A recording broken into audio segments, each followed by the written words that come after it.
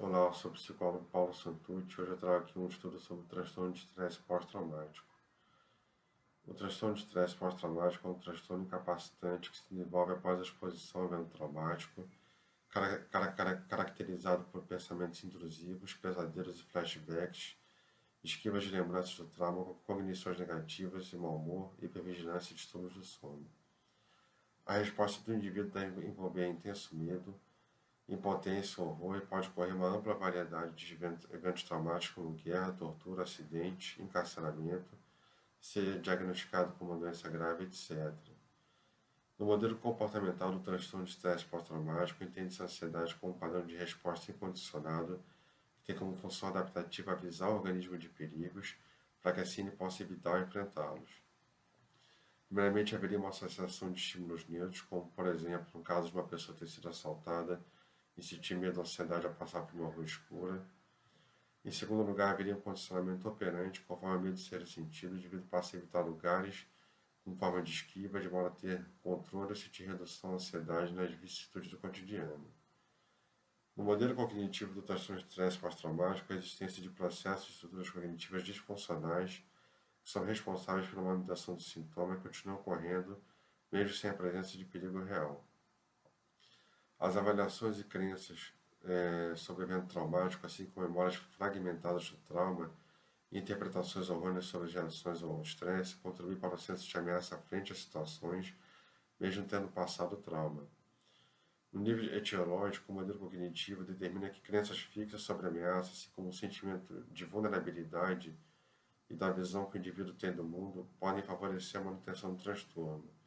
Há também crenças sobre a importância de manter o controle o tempo todo sobre os pensamentos e emoções que poderiam estar relacionados ao tema traumático.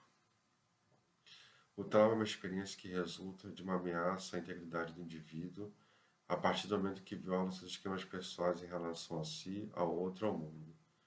Quando a gravidade da experiência interage com os esquemas do indivíduo, o trauma tende a surgir.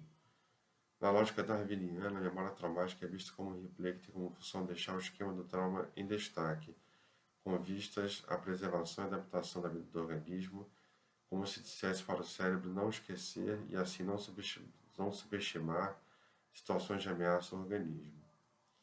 A forma como o trauma é representado na memória de trabalho dos indivíduos com transtorno é diferente em relação aos indivíduos sem transtorno. Devido à fragmentação da memória do trauma na consciência, há muitas associações de estímulos que ocorrem por autossugestão e muitas vezes o indivíduo faz essa autossugestão devido a estímulos que ocorrem fora do limiar da consciência.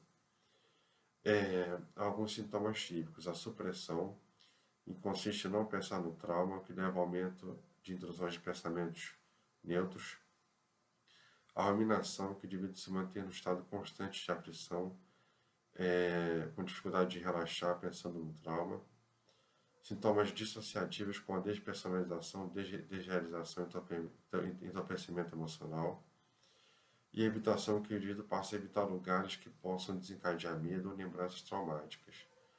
Para o trabalho terapêutico, é feita uma reestruturação cognitiva, de modo a trocar crenças disfuncionais por crenças mais adaptativas, e utiliza-se técnicas como o questionamento socrático, registro de pensamentos funcionais, seta descendente, de modo a modificar alguns esquemas pessoais do indivíduo relacionados ao trauma.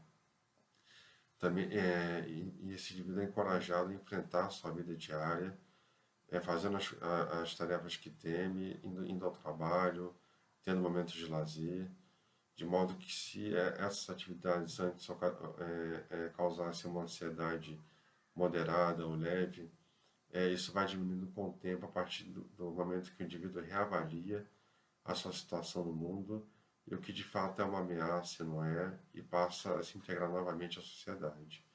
Esse é o estudo de hoje. Caso tenha gostado do vídeo, peço que dê um like. E o link do meu site está na descrição. Obrigado.